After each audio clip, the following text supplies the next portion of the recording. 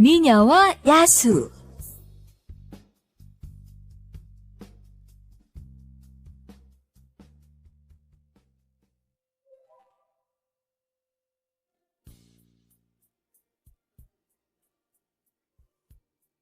어느 아름다운 도시의 성에 아버지와 세 딸이 살고 있었어요. 큰딸과 둘째 딸은 게으르고 이기적이었지요. 반면 막내딸 벨은 얼굴이 예쁘고 마음씨도 아주 고왔답니다. 벨은 항상 아버지를 도와 열심히 일을 했어요. 하지만 큰언니와 둘째 언니는 꾀를 부리며 일을 하지 않았습니다. 그래도 벨은 두 언니를 미워하거나 싫어하지 않고 언니들이 하는 말을 잘 따랐어요.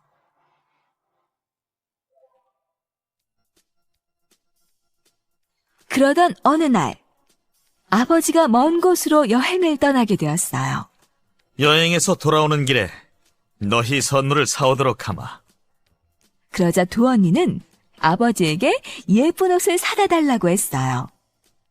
하지만 벨은 아무런 말 없이 서 있었지요. 그 모습을 보고 아버지가 물었어요.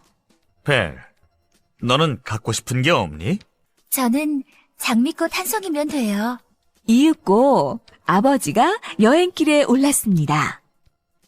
여행을 떠난 아버지는 이곳저곳을 돌아보고 집으로 오는 길에 숲에서 길을 잃었어요. 한참 동안 길을 헤매던 아버지는 커다란 성 하나를 발견했습니다.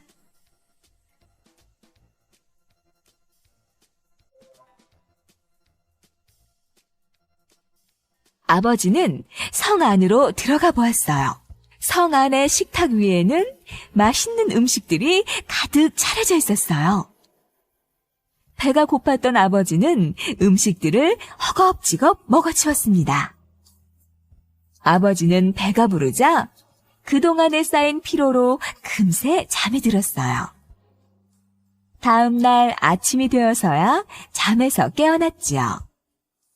그런데 신기하게도 식탁 위의 음식들이 전부 치워져 있었어요.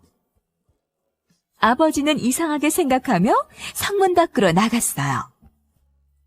그곳에는 아름다운 장미꽃이 가득 피어 있었답니다. 그래, 우리 막내딸 벨이 장미꽃을 갖고 싶어 했지. 아버지는 장미꽃을 한아름 꺾었습니다.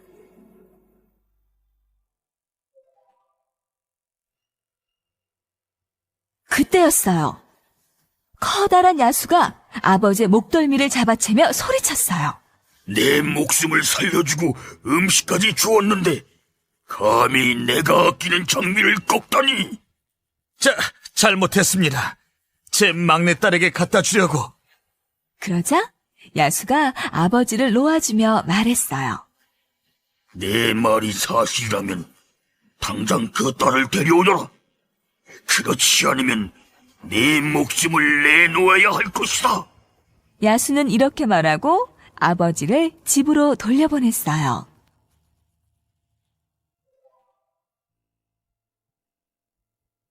집으로 돌아온 아버지는 성에서 겪은 이야기를 세 딸들에게 들려주었어요. 그러자 언니들은 벨이 장미꽃을 원해서 생긴 일이라며 투덜거렸어요. 제가 성으로 가서 야수를 만나고 오겠어요. 결국 아버지와 벨은 야수가 사는 성으로 향했어요. 아버지와 함께 성에 도착한 벨은 처음에는 겁이 났지만 야수에게 당당히 말했어요. 제가 왔으니 아버지는 돌려보내주세요. 벨, 이곳에 너 혼자 있게 할 수는 없어.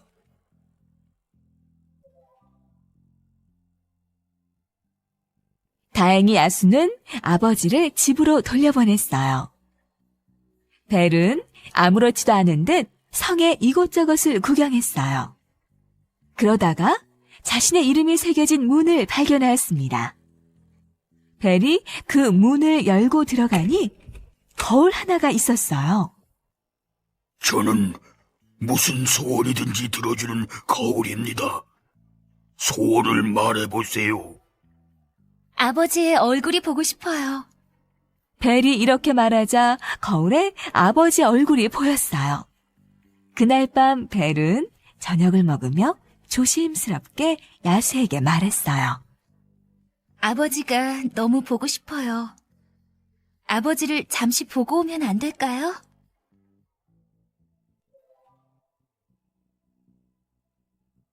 한참을 생각하던 야수가 말했어요.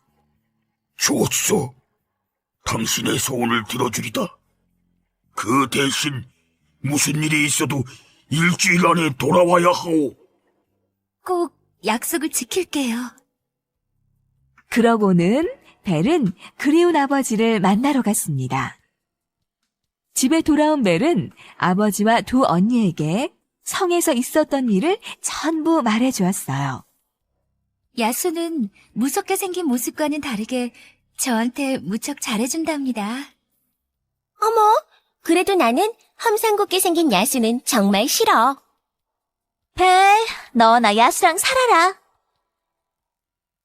언니들은 야수에게는 관심도 없었죠.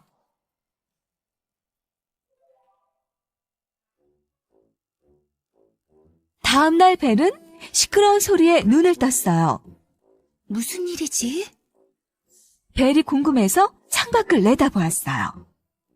밖에는 두 언니의 남편감으로 보이는 남자들이 와서 아버지에게 인사를 드리고 있었지요. 벨이 성에 있는 동안 언니들은 결혼할 남자들을 만나 결혼식을 앞두고 있었어요.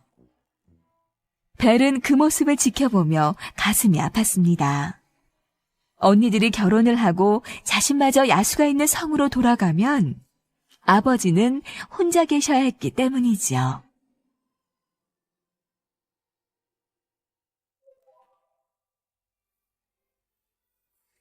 그때 슬픔에 잠겨있던 벨을 하인이 불렀습니다. 아가씨, 누가 갖다 놨는지 옆방에 아름다운 드레스가 가득 있어요. 틀림없이 야수님이 보냈을 거야.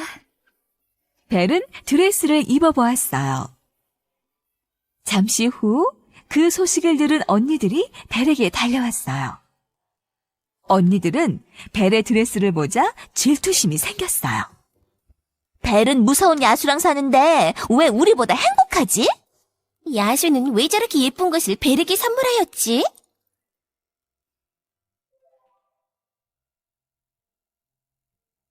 질투가 난 언니들은 가만히 있을 수 없었어요.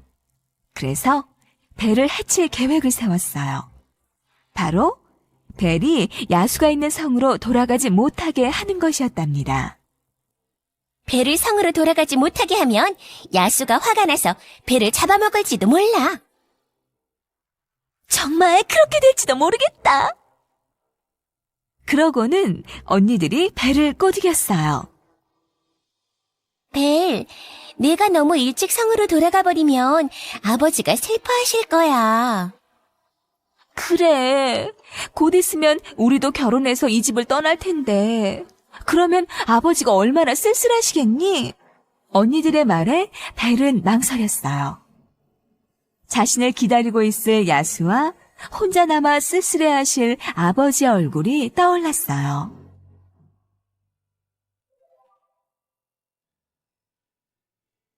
어느새 시간이 흘러 야수와 약속한 일주일이 되었어요. 두 언니는 아쉽고 섭섭한 척하면서 벨에게 조금만 더 집에 머무르라고 했어요. 마음씨 착한 벨은 언니들의 말을 거절할 수가 없었지요. 벨은 야수가 마음에 걸리기는 했지만 하는 수 없이 집에 며칠 더 머무르기로 했어요. 이윽고 언니들이 결혼을 하고 벨은 아버지와 단둘이 지내게 되었어요. 그러던 어느 날 벨은 꿈속에서 야수를 보았어요. 야수는 풀밭에 쓰러져 울고 있었죠. 벨을 부르며 괴로워하고 있었답니다.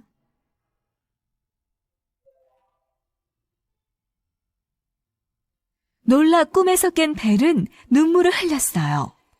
야수는 나한테 잘해주었는데 내가 못된 짓을 하고 있어. 벨은 집으로 올 때 야수가 주었던 반지를 끼웠습니다. 그 반지는 야수에게 돌아갈 수 있는 요술 반지였죠. 벨은 어느새 야수의 성에 도착해 있었습니다. 곧장 벨은 정원으로 달려갔어요. 야수는 꿈속에서처럼 피를 흘리며 쓰러져 있었어요.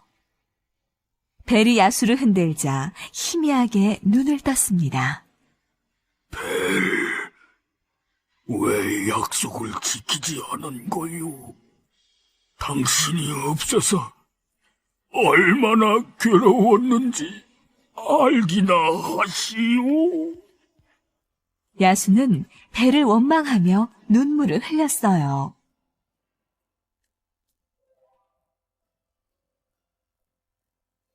벨은 온 힘을 다해 야수를 성 안으로 옮겼어요.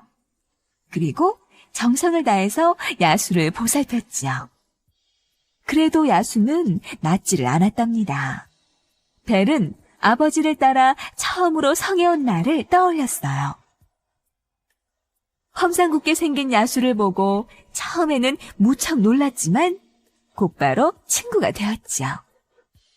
밤이 되면 야수는 맛있는 음식을 차려주었고 아름다운 음악도 들려주었어요. 어떤 날은 음악에 맞춰 함께 춤을 추기도 했어요.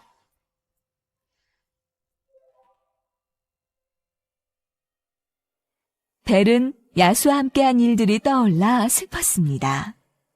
그리고 마음속으로 기도했어요. 어서 빨리 야수님이 나을 수 있게 해주세요. 벨이 다시 성으로 돌아온 지도 며칠이 지났습니다. 벨은 야수를 정성껏 돌보았어요.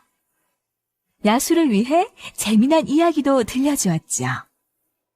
오늘은 야수님이 선물한 드레스를 입어보겠어요. 벨은 야수가 선물한 드레스로 갈아입었습니다. 그러고는 야수와 함께 하듯이 손을 내밀어 춤을 추었죠. 그때 야수가 신음소리를 냈어요.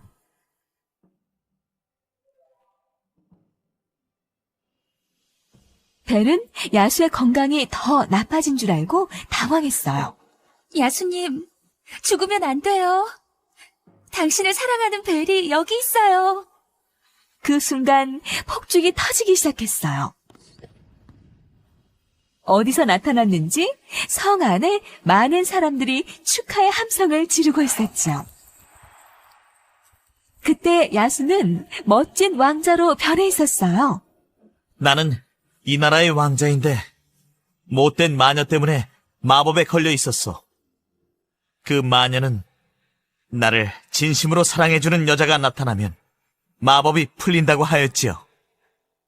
그 후 왕자가 된 야수와 벨은 평생 성에서 행복하게 살았답니다.